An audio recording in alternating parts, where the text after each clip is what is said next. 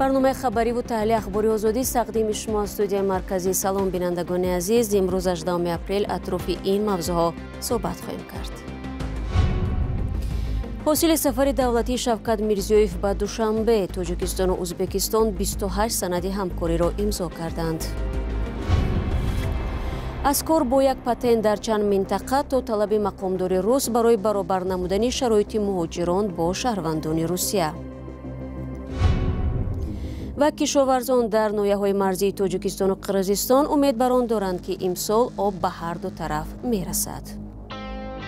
آب بالا زیاد باشد و تقسیم کرده میشد. خوجندم گیرد، مایم گیرم، نالبت قطعی میشه. لیکن این آب کمانده هیچ کم گارانتی نمیتونه. شوکت میرزیویف رئیس جمهوری ازبکستان روز 18 اپریل با سفر دولتی وارد پایتخت تاجیکستان شد. میرزیویف را در فرودگاه دوشنبه پرزیدنت تاجیکستان امومالی رحمان شخصا استقبال گرفت. ادامه موضوع در گزارش همکارانمان علیشیر ظریفی و شهلای عبدالله. تاجیکستان و ازبکستان 28 سند همکاری امضا کردند. مهمترین آنها عهدنامه همپیمانی میان تاشکند و دوشنبه است. امومالی رحمان و شوکت میرزیویف زیر آن امضا گذاشتند. سازشنامه‌های دیگر در بخش‌های سیاحی، اقتصاد، راه و نقلیات، امنیت اوزوقواری و فرهنگ بودند. اما درباره این سندها تفصیلاتی زیاد داده نمی‌شود. امومالی رحمان و شوکت میرزیویف پس درهای بسته صحبت کردند.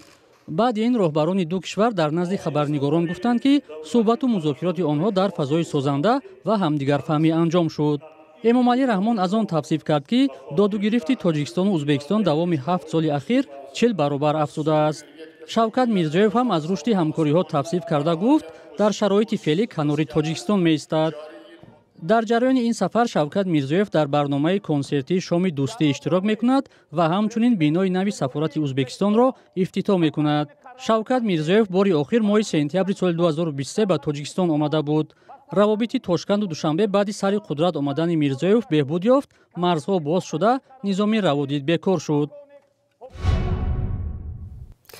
رئیس شورای نزد پرزیدنت روسیه اوید به رشد جامعه شهروندی و حقوق بشر به ضرورت احترام حقوق مهاجران کاری اشاره کرده است. به قول والری فادییف باید کودکس مهنتی روسیه به چون و چرا رعایت شود. به گفته این منصبدار، کارفرمایان روس باید نه تنها رعایت کودکس مهنتی را در نسبت کارگران خارجی تامین کنند، بلکه برای مهاجران شرایط شایسته زندگی را فراهم آورند. به قول او پوشیده نیست که برخی از مهاجران مهنتی در تهخانه‌ها زندگی می‌کنند که این غیر قابل قبول است.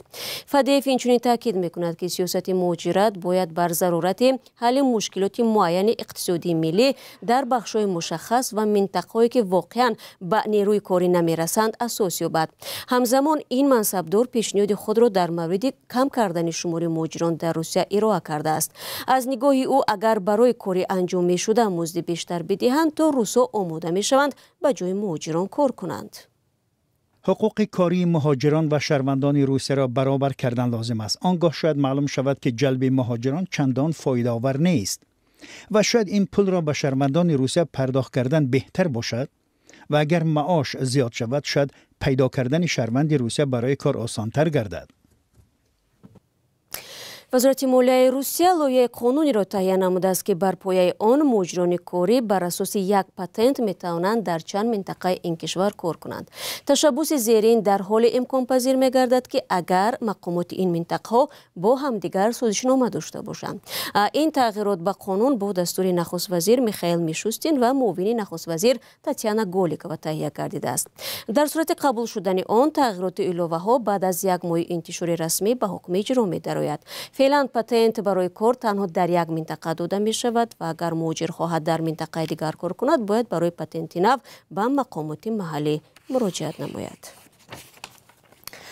در چند ماه اخیر نام جوانان تاجیک با گمان دست داشتن در عملیات تروریستی رسانه‌ای می شود. بسیاری ها بر این نظرند که فضای سالم ایدئولوژی در تاجیکستان ناکامل و آلوده به عقیده‌های افراطی است. این فضا را کی اداره میکند؟ همکارم میرزا نبی خالقزاد در نشر نوبتی برنامه گپ آزاد همین موضوع را با محیدین کبیری رئیس پیمان ملی سازمان ممنوع در تاجیکستان و ظفر صوفی روزنامه‌نگاری مقیم اروپا بحث کرده است که حالا یک پارش پیشنهاد شما می شود.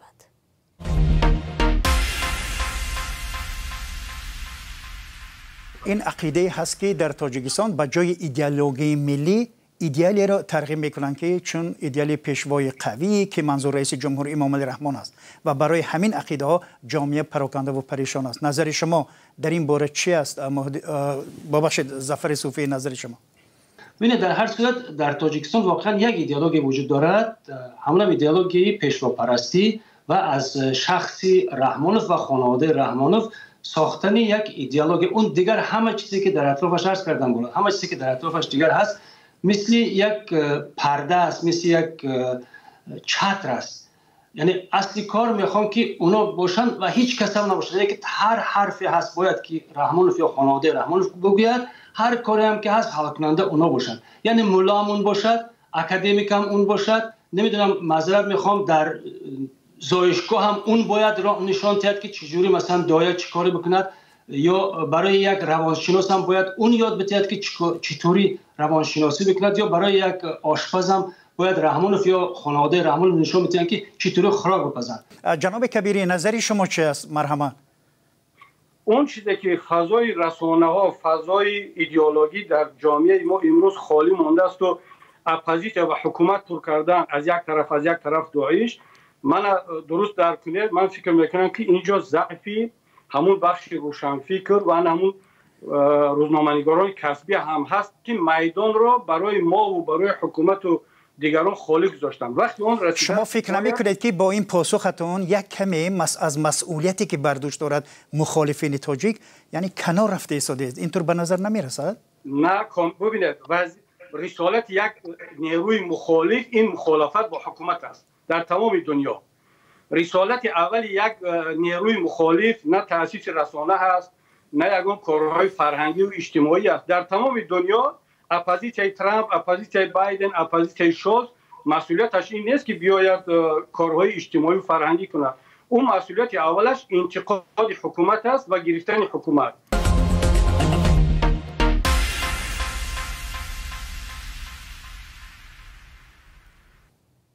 بینندگان عزیز، شکل کامل برنامه گپی آزاد رو روزی 21 اپریل در آزادی ویدیو یوتیوب، فیسبوک و سامانه رادیو آزادی میتوانید تماشا کنید. من برنامه را ادامه میدهم. از لحظه بازداشت خبرنگاری رادیو آزادی السو قرمش و در روسیه 6 ماه گذشت. در این روز بعضی از سازمان‌های حامی حقوق دیگر باره از مقامات روسیه خواستند که او را آزاد کند چون در بازداشتگاه وضع سلامتیش خوب نیست. کیومرسی اتو تفصیلات دارد. سازمان بین المللی خبرنگاران بدون مرز مقامات روسیه را برای نیم سال در شرایط غیر انسانی نگاه داشتن روزنامه‌نگاری رادیوی آزادی السو قرمشوا تنقید کرد. قرمشوا از روز 18 اکتبر سال 2023 باز در بازداشت است. خبرنگاران بدون مرز در بیانیه روز 18 اپریل از وضع سلامتی او ابراز نگرانی کرد و آزادی فوری و بی قید و شرط این خبرنگار را از مقامات روسیه طلب کرد. خود قرمشوا روز 1 اپریل امسال در دادگاه شهر قزان کوتاه به خبرنگاران گفته بود که حجره برای 2 نفر همگی 5 متر مربع است و آبی گرم ندارد و به جای حاجتخانه فرش را سوراخ کردند و دیوارها بسیار هم فرسودند. سازمان خبرنگاران بدون مرز این را شرایط غیر انسانی و تحقیر کننده شأن و اعتبار نامید. السو قرمشوا از لحظه بازداشت تا حالا نتوانسته است که با شوهرش، مادری پیر و بیمار و فرزندان 12 و 15 سالش گپ زند. حکومت روسیه همچنین درخواستی به تکرار او را برای مراجعت به کنسولگری امریکا رد نمود. او همزمان شهروندی امریکا را نیز دارد. خبرنگاران بدون مرز در اعلامیه‌اش گفته است رد دسترسی به یاری کنسولگری امریکا این نقض دغلانه کنونسیون وین درباره روابط کنسولی است.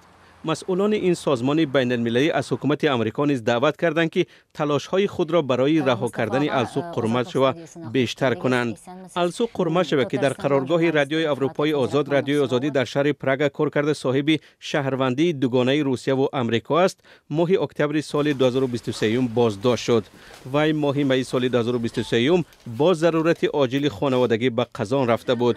اول برای آنکه شناسنامه امریکایش را در نهادهای روسیه ثبت نام نکرد 10,000 روبل یعنی بیشتر از $100 آمریکایی جریمه بستند. سپس روز 18 اکتبر سال 2023 در شهر قزان دستگیر کرده برای ثبت نام نشدنش همچون اگنت خارجی و دروغ پراکنی درباره ارتش روسیه متهم نمودند. اتهام اول 5 سال و اتهام دوم 10 سال زندان را در نظر دارد.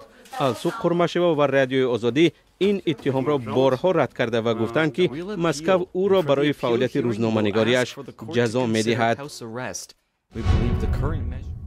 برمیگردیم به تاجیکستان. دهقانان ناحیه‌های مرزی در ولایت سوخت بر رغم زیان‌های سال گذشته زمین‌های کشتشان امسال از حاصل امید زیاد دارند. آنها میگویند از دوره آبیاری برای تامین آب پالیزی تا اندازه دلپور شدند. مقامات دو کشور هم در آغاز امسال بارها مخصوص برای آبیاری زمین‌های کشتی منطقه‌های نزدیک سرحدی دیدار و ملاقات کردند. فرزند محمدی از زمین‌های کشاورزی نوحه جبار رسولov و باباجان غفورov گزارش می‌دهد. سال گذشته بارانگری هم نشد، آب نشد. همون گکتارش 300-400 کیلوی غله داد. همون رسخودهای یگان تشه پوشاندن نتونست. بهار سال گذشته زمین‌های کشاورزی خواجگی دهقانی مدنیت در ناحیه جبار رسولov چنین سبز و سیراب نبود. درخت‌هایش از بیابی پژمرده شده و زمین‌هایش سوخته بودند. آثار آن را در بعضی درخت‌ها امسال نیز دیدن ممکن است. دهقانان میگویند که امسال به کانال آنها آب بسیارتر آمد و امیدوارند که تا آخر سال وضع چنین ماند. یک هفته پیش هم آب آمده بود، هم پیتوای دادن و هم برای گندم دادن.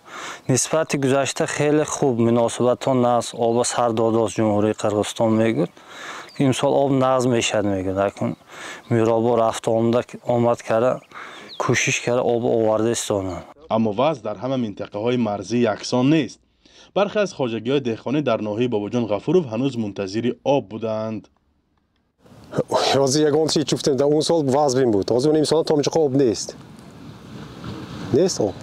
چه کنیم؟ من پختی کاشته ماندگی آب گرفتن نکار آب نیست.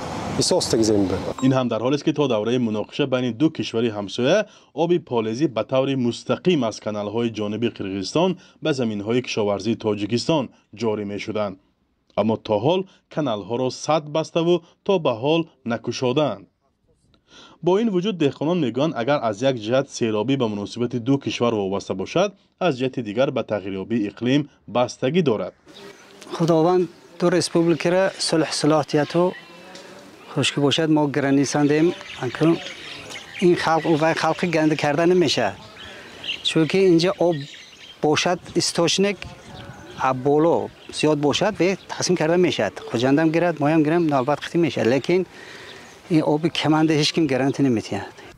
مسئولان ریاستی بهداشت زمین و آبیاری ولایت سوخت در نشست خبری امسال گفته بودند که سال گذشته از طرف قرقیزستان آب جاری میشده خیلی کم بود و آن از حساب خشکسالی آمدن سال ارزیابی میگردید. قریب 4000 گکتار زمین ناحیه باباجان غفورov و 4500 گکتار زمین ناحیه جبار رسولov از سای خواجه باقرخان آبیاری کرده می شود. دهقانان میگویند وضع سال گذشته کار صدها خواجگیداران را کساد کرده بود. 70-80% آدم وای سال بانکرات شد. پختر شکستند. مکدان شکستند، پیازای شکستند. گندم بیدت سنتر خود نقص خودش نپوشون. بیچاره آدم زمین پرتافته برافسادی. تأمین آب در منطقه های نزدیک مرزی از دشواری‌های اساسی میان تاجیکستان و قرقیزستان نامبر می شود. تقسیم آب چند دفعه باعث به سر زدن مناقشه میان دو طرف شده است. اولی همین هفته ملاقات رجبای احمدزاده و عبدالکریم علیمبایف در شهر گلستان داوری شد. با اطلاع دریافتی آمادگی به آبیاری زمین‌های کشاورزی از موضوع اساسی صحبت رئیسان ولایت سوخت تاجیکستان و بادکند قرقیزستان بوده است. فرزان محمدی، رادیوی آزادی از ناحیه‌های مرزی ولایت سوخت. و جامعه توجیکان در قزاقستان به مردمی از آب و سیل زیان دیده این کشور دهات تن محصولات نیازی اول داده برای به جای امن کوچاندن برخی آنها کمک کرده است. اکبرجان اسماعیلوف رئیس مرکزی توجیکان قزاقستان روز 18 اپریل به رادیو آزادی گفت زیاده از 100 تن محصولات نیازی اول لباس، کورپه و بالش رسانده شد. تفصیل در وبسایت ما. دوستان عزیز، برنامه امروزی اخبار آزادی را به پایان میبرم. تشکر که این 15 دقیقه با ما بودید و خبرهای بیشتر چون همیشه میتوانید در وبسایتمان آزادی.org دسترس نمایید. همچنین صفحه‌های رادیو آزادی در شبکه‌های اجتماعی در خدمت شماست. خود را از آن احتیاط کنید. وقت و نگهداری حرکت باشید.